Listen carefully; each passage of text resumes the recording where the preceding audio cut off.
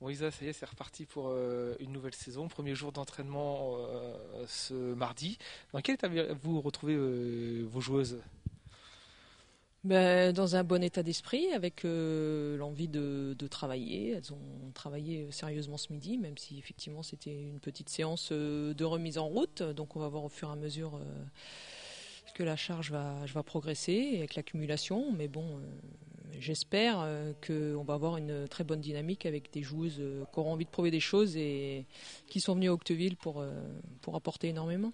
Les joueuses qui ont suivi leur programme de préparation estivale?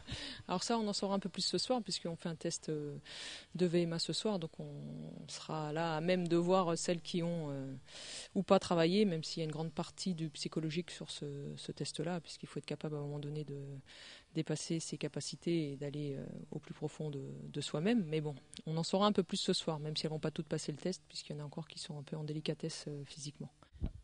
Octeville se lance sur un nouveau cycle, changement de joueuse assez important. Oui, je crois qu'effectivement, on avait envie un peu de renouveler le groupe, de mettre pas mal de jeunesse, de fraîcheur. Donc, qui dit fraîcheur dit également fraîcheur physique. Donc, je pense que ça va avoir un impact sur le jeu et notamment sur le jeu sur grand espace où on va certainement beaucoup plus développer le jeu en montée de balle et on va peut-être avoir plus de continuité dans les différentes phases, qu'elles soient offensives ou défensives. On recrute les joueuses, on les change et tout ça, on voit le groupe arriver. C'est dans les prochaines semaines, vous allez voir un peu à quoi va ressembler l'équipe. C'est toujours un saut dans l'inconnu, c'est toujours une période un peu particulière pour les entraîneuses.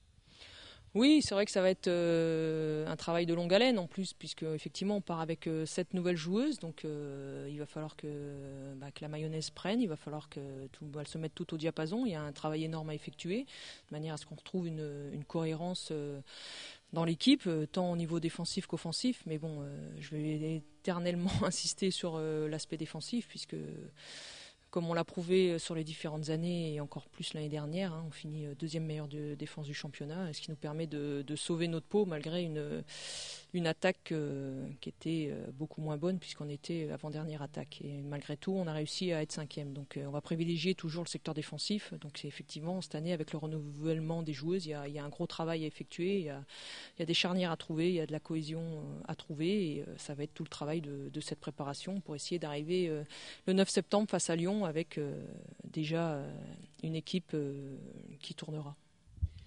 Octeville, c'est un peu l'irréductible village des Octevillaises dans un championnat de D2 relevé.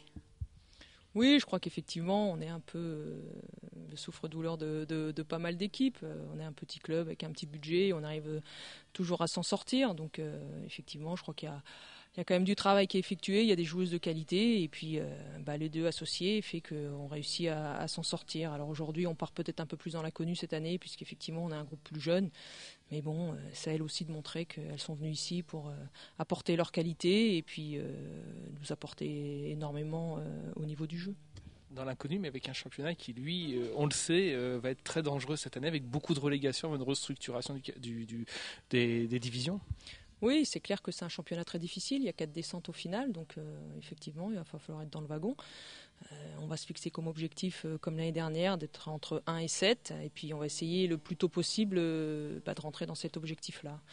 Donc voilà, on sait que c'est très compliqué cette année. 4 descentes, c'est énorme, puisqu'on va repartir sur la saison suivante avec une poule de 10. On va essayer de faire en sorte... on va faire en sorte d'être encore en D2 pour la saison 2013-2014. Il y a une fierté d'être aussi bien classé chaque saison, alors que Octeville, si on regarde, c'est pas très très grand comme commune.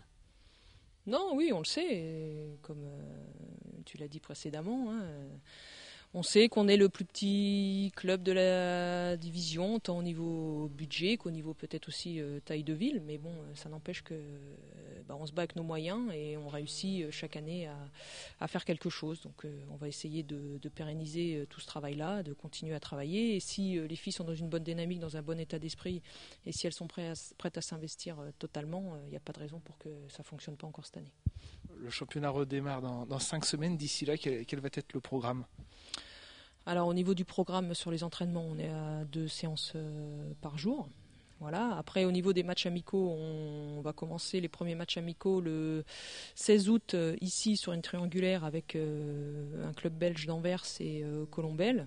Puis ensuite, on ira à Noisy-le-Grand le 21 pour les affronter en match amical. Et ensuite, le week-end d'après, donc ça doit être le 24-25, également, on retourne sur Noisy avec un tournoi où il y aura Abbeville, Angoulême, Noisy et nous. Et on finira par une dernière rencontre contre Colombelle avant la reprise. Mais il est clair que il faut multiplier les rencontres. Quand on repart avec un groupe nouveau, il faut à tout prix qu'on ait des oppositions pour faire les réglages et puis surtout avoir une référence pour pouvoir travailler derrière.